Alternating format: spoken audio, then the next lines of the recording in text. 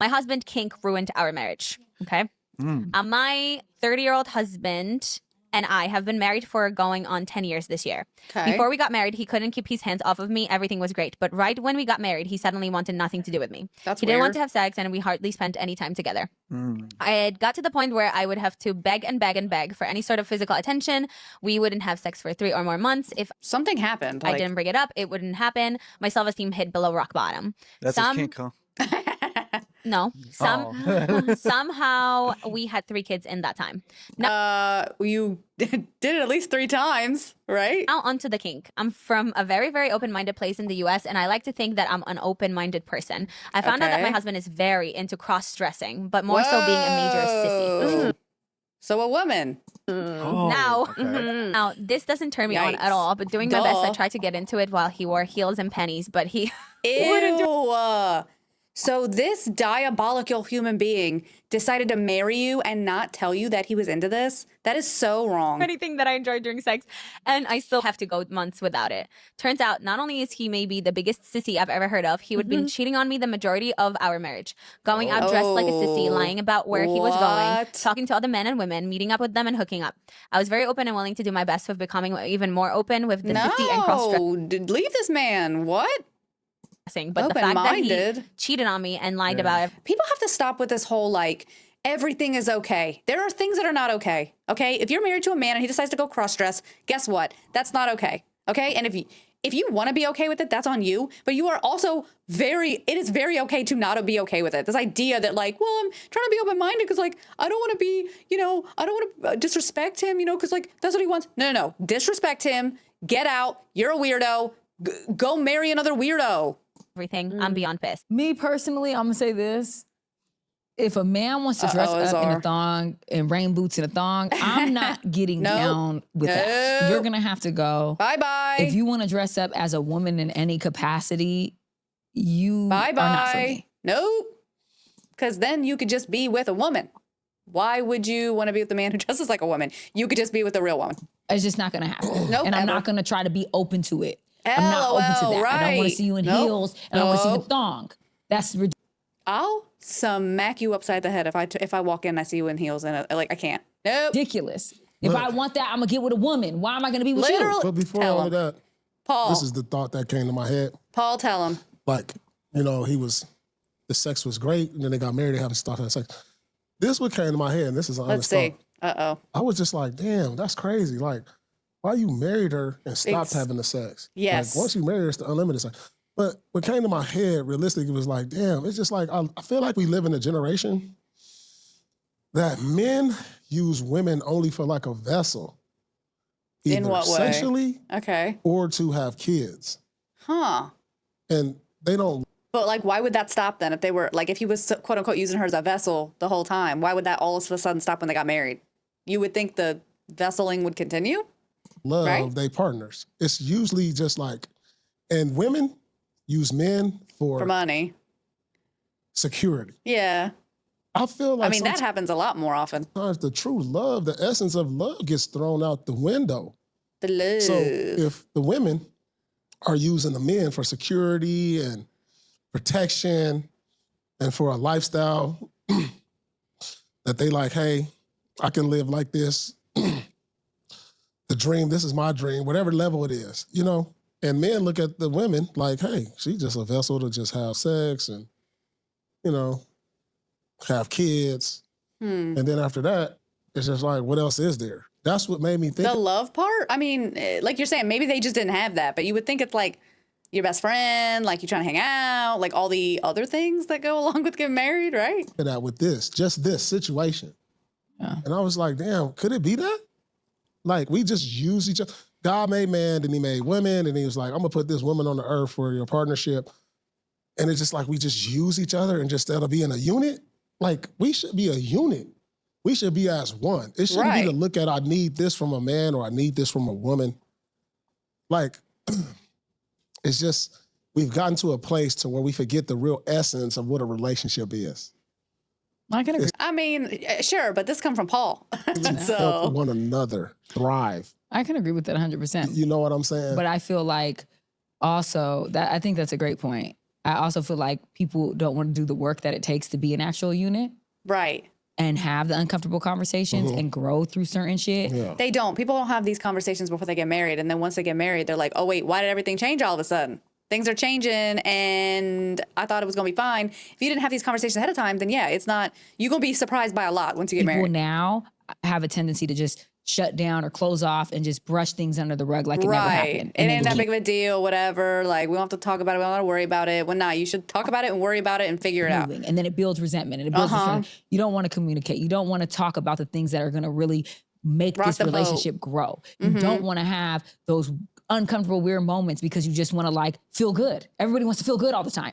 I just want to feel good. I want to feel good. So that's why people become this type of vessel, because what you're doing is you're falling in love with how people make you feel instead of what they do for you. Yeah, like that's what it is. So everyone is falling in love with this guy. He buys things for me. He takes me here. He does this. When like you got to ask, like my sister always asks me, why do you love them? Why do you love them? And if the answer is all about what the person is doing for me and making me feel, that's not real love. No. You got to love someone for them when they don't have nothing else to offer.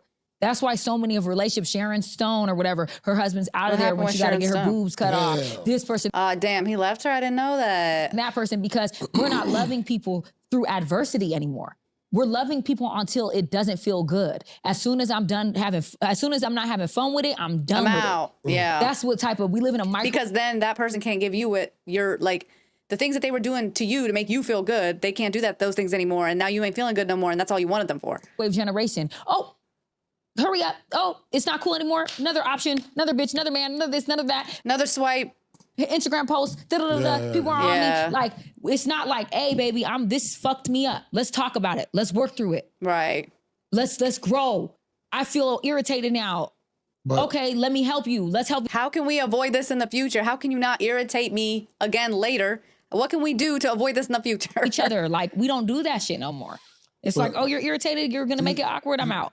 So, right. You know why relationships don't really last anymore? Because you can find validation and on Instagram, on your phone. Yeah. So like the minute you get mad at your husband or your boyfriend, well, I got 10 million guys in my DMs. I don't need you. I don't need your ass. I got 10 guys in my DMs. Or, somebody you kind of like gearing toward and you get into an argument or there's like some tension. It's like you go over here and there's love from somebody you don't even know. That's not real though. But it's like, it's a tension like, baby, you look beautiful. Oh, if I was your man, I would do this. Like, it's so much. It's all garbage, on though. The phone that just like creates such true lies that you're like, yeah. I can go over here and try this out because I got niggas on me. And it's the same for men. They could feel like, oh, I could go get this bitch in London. I can get a bitch right here. I could do this. She's all naked. Everyone thinks that they have this false reality and sense of options, right? And so when people have something real in front of them, they do not recognize it because they're like, oh, I could go get this somewhere else. But what you don't know is you really can't. Yeah, you can't. It's not. You can go try to get this somewhere else, but you really fucking can't. Because when you have something of quality and real, you can't, that's not replaceable very easily, especially in the generation that we're living in now. If you meet a man or you meet a woman who is of substance, who is genuine, who is real. Tell him, girl. Who is really rocking with you 10 toes down, and you think you can easily replace this, you have another thing coming for you. You know what advice I would give to a woman? Go for it. That has a man with money. What advice? And I heard another woman tell another woman this, and that other woman was with a man with money, and both of them was with men with money. Mm-hmm. Okay, what's the advice? Advice to the other woman that was recently with the man with money. Okay. So she said, just talk, dog. She was like, girl, I know you're not happy, but this is what you got to realize. Oh, no. Hold on. She told her probably, start squirreling away cash. Then when you got enough, dip out. She said, you have to choose which thing you like most. Do you like his time? Where's or do you money? like his money? Because you're not getting both. Yeah. So he ain't like, because if he stops making money, he'll have more time. But if he stops making money, he has more time. He'll have more time. But if he won't have time, he starts making all the money. So it's you gotta pick one. Choose which side you on. Interesting. And love that you can be with him because That's why I like a guy that got, he got medium money, like higher middle class money, because he got time, but he also got some money, We don't have to be, Jeff Bezos in it out here, but, we do If he's giving you the money and the money is like, all right, you get bored with the money, and then now you get disappointed because you're not getting the time. Because he gone, he working, he making the money. You know what I'm saying? Yeah. Well, but when she was saying about how people don't really be in love, sometimes they like that because they're like, well, I don't need his time or care about his time because I don't even like hanging out with him. So it works out. They say a man with time ain't got money. A man with money ain't got time. That's the oldest thing in the book. But also, Michelle Obama came on, my baby, and she said, oh, no. Yeah, I love her. That's my girl. Skirt. What? Nope. We don't love her. We don't love her over here. So she said, I love her. I read her books. Like, she basically came and said, like, don't listen to that because Barack makes time for me. And I know Jay-Z and Beyonce, and Jay-Z makes time for Beyonce. First of all, you don't know if Jay-Z makes time for Beyonce. And second of all, yeah, they make the little time that they have, but with their jobs, okay, they don't have any time. Like, how much time could that realistically be that Barack Obama and freaking Jay-Z have? I mean, Jay-Z probably got more time just because Jay-Z probably has, like, things going on that, like, make money for him, behind the scenes. He'd be taking 10% of everybody's everything, But... yeah, like Barack Obama, well, now Barack Obama probably got plenty of time. But before, like, he ain't got any time. If somebody wants you, they're making time for you, and that's just a bar. If they have to travel, baby, come on, you're coming with me. You make the time that you have, but, like, realistically, those people only have a certain amount of time. Like, there's only 24 hours in a day. He has, and what Obama has is really not called money. Okay, but they have money. No. Jay-Z has money. That's something else. That's another level. Well, the point is, that's not they money. got wealth. That's like no worries. That's the point is, like, that's not even called. Once you get to the level of Jay-Z, that's not even called money no more. But the point is yes. He's just floating through life. I think that there's, I'm gonna just walk over here. It's not reality. It's I think there's a price to pay for anyone that you're with. It's just like a man feeling like, I want to be with a really beautiful woman. There's a price to pay being with a really beautiful woman. There's a price to pay being with a rich man. There's a price to pay being with a poor man. There's a price to pay being with an ugly bitch. There's a price to pay to being with whoever you want to be with. You just have to understand, is it worth it? Yeah, worth what you got to put up with. Is it worth it to you? Yeah, okay. You know what I'm saying? Like, is the cost worth it? Because a lot of the time, the cost don't be worth it for some people, or they think it does, and then they get into it and they're like, hey, this don't feel good to me. Yeah, this ain't worth it for me. Yeah. I mean, Paul's right. I don't really like Paul's opinions very much, but he's right here, and so is she. Azar, I think her name is Azar. But yeah, real good podcast. But yeah, interesting, thought-provoking clip. Tell me what you think in the comments. Love you. Bye.